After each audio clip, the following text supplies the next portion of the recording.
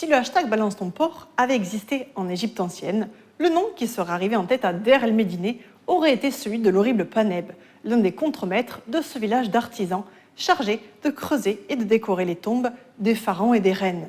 On ne compte plus le nombre de plaintes en tout genre contre lui.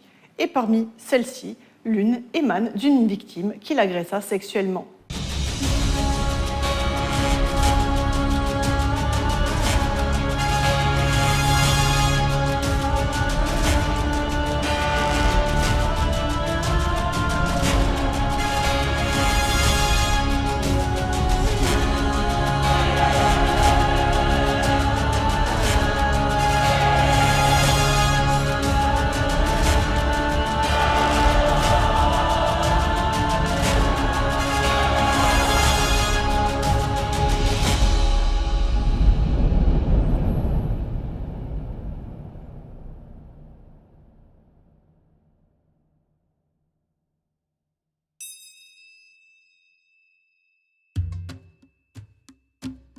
Le village de Der el-Médine se situe dans le sud de l'Égypte, au pied de la montagne thébaine. Il est séparé de l'actuelle ville de Luxor par le Nil. Dans l'Antiquité, ce village se nommait Set Ma'at, ce qui signifie la place de vérité ou la place de justice. Mais quand on voit comment la justice s'occupa des plaintes concernant Paneb, on se dit que le village méritait bien mal son nom. L'affaire qui nous occupe se passe à la fin du Nouvel Empire, entre les règnes de Meremta et de Sipta.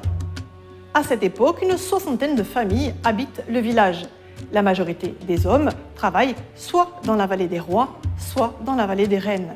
Certains sont chargés de creuser les tombes qui accueilleront plus tard les momies royales et d'autres sont chargés de préparer les murs des caveaux afin qu'ils soient lisses et propres pour accueillir les équipes des scribes des contours, c'est-à-dire les peintres chargés d'orner les parois de dessins et de textes.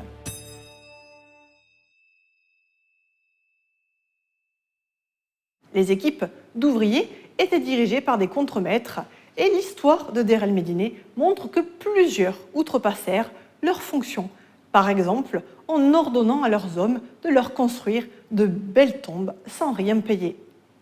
Celui qui remporta toutefois la palme d'or et de loin est notre fameux Paneb.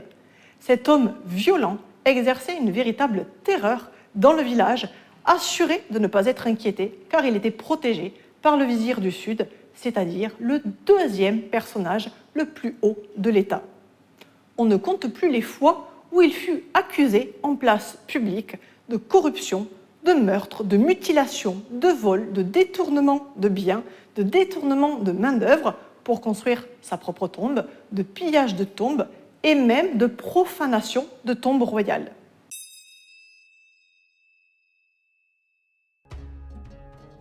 Sans surprise, il se rendit coupable d'adultère alors qu'il était marié.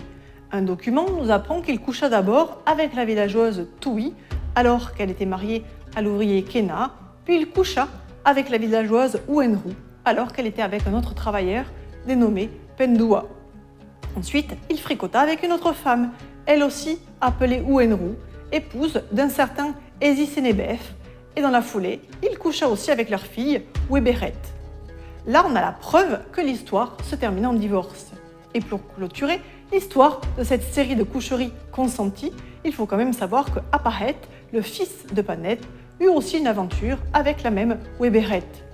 Si l'on n'a peut-être pas tous les témoignages d'adultère commis par Paneb, l'homme trompa sa femme avec au moins 3 femmes mariées et une jeune fille.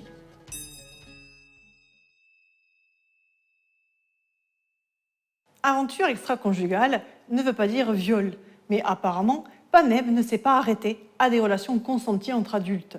L'une des plaintes qui le visait indique « Il dépouilla Mouaou de ses vêtements, il la plaqua contre le haut du mur, et il… » Malheureusement, la suite du texte n'est pas très lisible, mais comme beaucoup d'égyptologues, je suis d'avis que la fin du passage indiquait que Paneb avait violé cette femme.